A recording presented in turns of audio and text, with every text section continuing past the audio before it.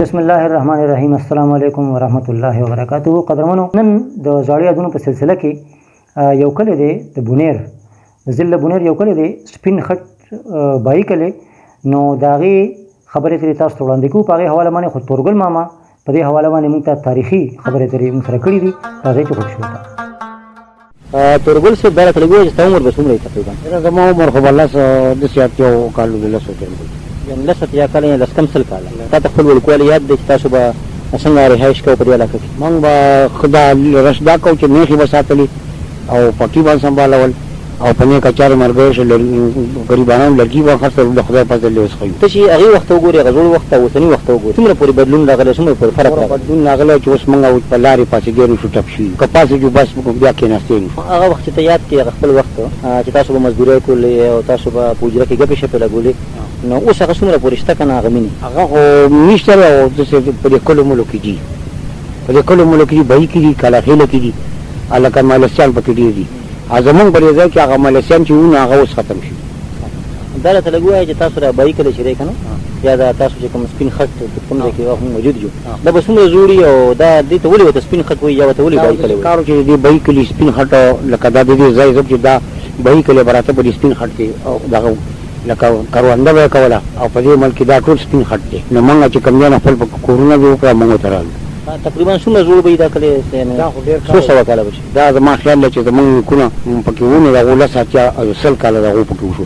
بیا پکې زمونږ نیکه دغه هغه هم داسې په اتیا او سلو کالو وپاتې شو. یعنې تقریبا 300 کاله به د دې یعنې علاقې 300 کاله به د دې علاقې شوي. تورګل ماما دا راته ووایه چې ستا چې کوم هلکوالی وي او وړوکوالی و، په هغه وخت کې د سکولونو څه پوزیشن و؟ هغې کې یو سکول و چې جوخېله کې و، نور سکولونه نه وو. په جوخېله کې و او د والي صاحب په وخت کې به دا خلک ته او هغه سکول چې وو نو په هغې کې لکه ابري شو او هغه ښه دي. اوس چې سکول کوم وایي نو هغه ډېر په مشکوله وي. تا ته د والي صاحب هغه وخت ته یاد دی یا د هغې په خپله لیدلی څنګه؟ والي صاحب مې لیدلی، فیصلې لوړتلی یم، په عدالت کې ناست وم، پیسې یې لوړتلی وم، پیسې مو سره کړی، کیسونه مونږ زمونږ بهي کلي سپین خټ کیسونه به هغه مونږ حل کړي وو. دا راته لږ ووایه چې اوس تاسو مشران چې څومره دي، څومره پورې ناسته په حجره کې تاسو کوئ او د کشرانو ته سبق ورکوئ، دې ته څه هغه پخوانۍ خبرې ورته کوئ څومره پورې؟ هغه خو موږ د 1200 بجو پورې یو، 1200 بجو پورې هغه ورکوو او مایلس کې څوک کوي یا څوک نه کوي، خو لکه موږ خپل مشران ناست د شپې خوږې خبرې کوو، بل چې په موږ څه تېرو شي هغه وایو. یو جرګه یا څه تنظیم ستاسو ته شته؟ تاسو خپلو کې لکه کښېنئ، خپلو کې مسلې حل کوئ، چا سره سمند کړلی وای، چا ترې ښېګړه مشران فیصلې حق کوي، هغه کور کې روغې موغې دا کوي.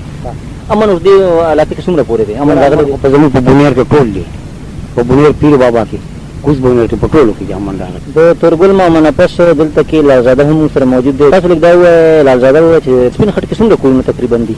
دې کې تقریبا 30-40 کورونه دي. نو په دې کې ستاسو انحصار چې کوم دی هغه په څه باندې زیات دی؟ یعنې کار کروندګره څه مزدوري ده که نه بهر کسانو دي صحیح سره؟ جی سکه زمینداری کې سب کې بار ملکونه کې ډېر زمینداری کار پکې دي. نو زمینداری کې کم فصلونه ښه کېږي یا سبزیانې کېږي دلته ښې؟ ښه فصلونه چې نیري ځمکې هغې باندې هر څه کېږي، باراني کې غنم جوار کېږي. دلته ستاسو ځای په ځمکه باراني ده؟ ډېر باراني نه شي. په دې سپین خټ چې کومه علاقه ده په دې کې په دې حجره کې مصرا ګل شریف خان هم موجود دی، څوک چې دوم څوک مشر دی. ګل شریف خان لاله دا راته ووایه چې ستا عمر به څومره دی تقریبا؟ زما عمر به 65 15 کاله ستا عمر دی. تا ته خپل وړوکوالی یاد دی په دې علاقه کې؟ ښه راته یاد دی. موږ خو دا جوشاړې علاقې او خوشي ملکونو صرف څاروي هم پکې ساتل که نه، لکه داسې معامله نه وه لکه دا. بیا چې موږ ولې ساتلو څه کار وشو نو بیا لاړو عربو ته، 21 کاله ما بیا په عربو کې ایستو او اوس جدا حال دی، خدای پاک فضل دی.